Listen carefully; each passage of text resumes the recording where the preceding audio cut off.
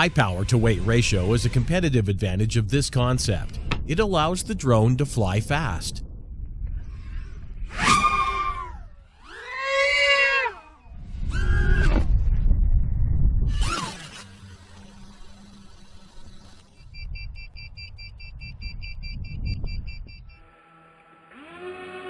At the moment of attack, the rotors accelerate and detach from the frame. At the same time, the net fastening straps are released.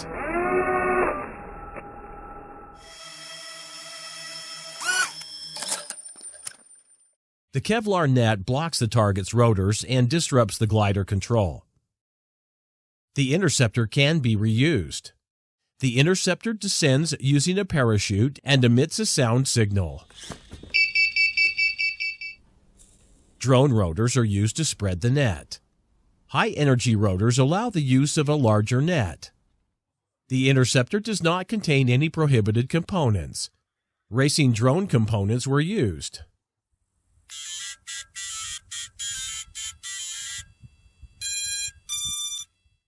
Several containers with interceptors can be placed on a patrol car. A racing pilot can single-handedly operate the complex. In a navigation mode, the drone is controlled like a multi-copter. In an attack mode, the drone is controlled like a plane. Telemetry data is available to the operator in real time. A simulator was used to predict technical performance.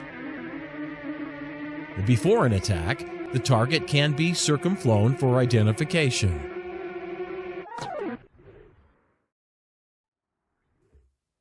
The innovation was first bench tested.